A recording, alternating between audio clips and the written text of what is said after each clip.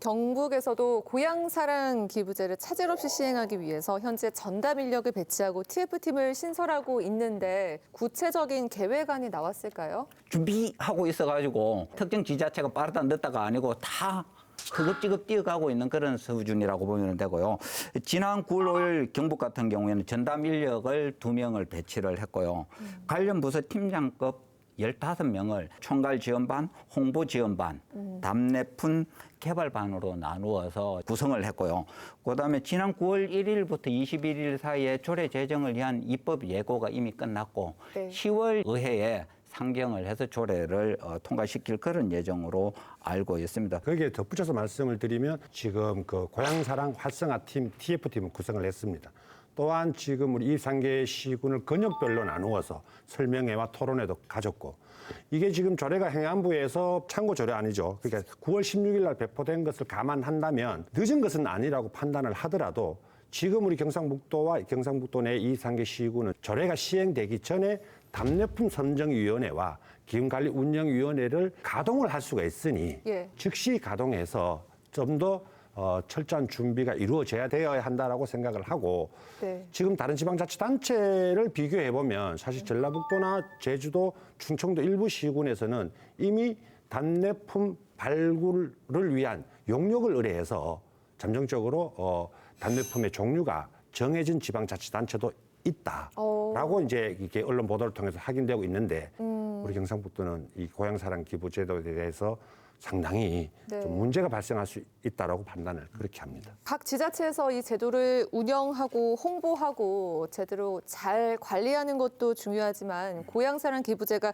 좋은 취지의 건전한 기부 제도라는 거를 많은 사람들이 인식하고 여기에 동참하는 게 관건일 텐데 실제 시민들의 기부 참여가 어느 정도 이루어질지라고 예상을 하시는지. 출향 인사 다가 기부에 참여하지 않는다는 거 우리가 모두가 알고 있지만은 근로소득세를 내시는 분들이 참여할 가능성이 높다.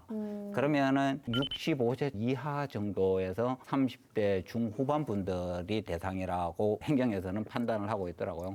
상주시 담당자 이야기에 따르면은 한 최근 20년 동안에 출향한 인사이 근로소득세를 낼 수 있는 분들을 한 15만 명 정도로 보고 있고 한 3%에서 4.4%가 참여하지 않겠나. 돈이 한 6억 정도 되는 것 같아요. 상주시에서 이제 예상하는 게. 그러면은 다른 지자체의 형편이나 규모를 따져보면은 뭐 한 2억에서 10억 정도를 이제 넘나들 것 같은데 시행 초기에는 출향 인사에 대한 이제 감성에 호소를 해서 뭐 안착을 시키는 거 저는 이거에 대해서 100번 찬성을 합니다. 이거 외에는 또 더 좋은 방법도 없고 하지만 이게 지속적으로 고향사랑 기부금제가 유지되기 위해서는 실제로 도움이 되는 이런 답례품이라든지 혜택들이 돌아가야 되는데 우리 지자체만 가지고 있는 답례품을 개발하기가 그렇게 쉽지 않다.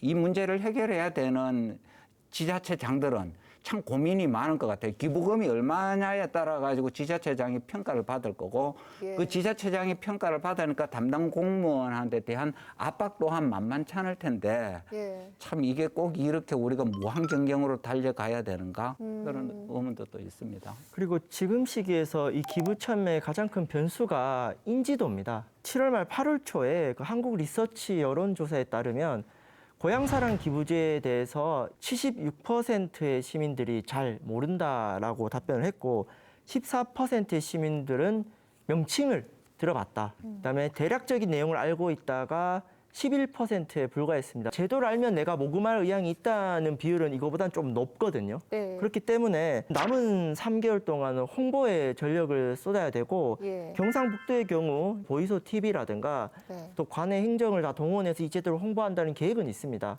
중앙정부 차원에서도 이 제도가 일단 3달밖에 안 남았으니까 대대적인 홍보를 통해서 보완을 해야 되는 부분이 있습니다. 이게 홍보를 하는데 제약들이 굉장히 많아요. 개별적인 전화, 서신, 전자적 전송 매체를 이용한 홍보 이런 거는 굉장히 부담스럽죠. 개인 생활을 굉장히 침해할 가능성도 있으니까 저는 뭐 전적으로 동의를 합니다.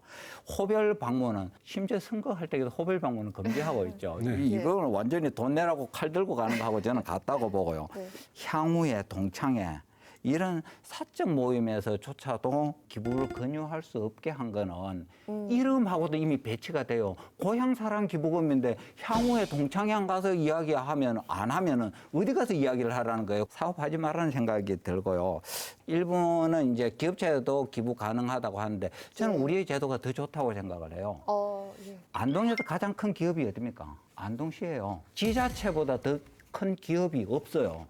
이런 상황에서 기업체한테 기부금을 갖다가 내도 된다고 풀어주게 되면은 준조세 성격으로 낼 수밖에 없게 된다. 우리의 어떤 문화라든지 이런 걸 생각해 볼 때 기업의 기부금 제한은 정말로 저는 잘한 것 중에 하나다라고 생각을 합니다. 예. 제가 좀 덧붙여서 말씀을 드리면 네네. 지금 많은 국민들이 이 고향사랑 기부 제도에 대한 인식률을 높이는 거죠. 그래서 스스로 내 고향을 위해서 기부를 해야 되겠다는 자발적인 그런 마음이 들 수 있도록 지방자치단체에서 노력을 해야 된다라는 말씀을 드리고, 저는 여기에서 좀 중요하게 좀 봐야 될 점이, 기부를 하게 되면 가장 혜택을 많이 받는 분들이 직장인들이죠. 뭐 연말소득이나 종합소득세를 공제받는 사람들. 네. 그다음에 또 플러스 알파가 답례품을 받는데, 예. 만약에 은퇴를 하고 아무런 국가의 세금을 납부하지 않는 출향 인사들도 상당히 많을 것으로 추정이 됩니다. 예. 지금 현재 경상북도 같은 경우에는 252만 명 정도가 출향 인사로 추정을 하는데, 이 중에서 국세를 지금 납부하지 않아서 기부금을 낸다고 하더라도 세액 공제 혜택을 받지 못한 출향 인사가 얼마만큼 있는지, 이분들을 대상으로 해서 고향 사랑에 대한 이 기부금 제도를 홍보를 어떤 방법으로 좀 많이 할 것인지, 이건 지방자치단체에서 고민을 해야 된다라고 저는 생각을 합니다.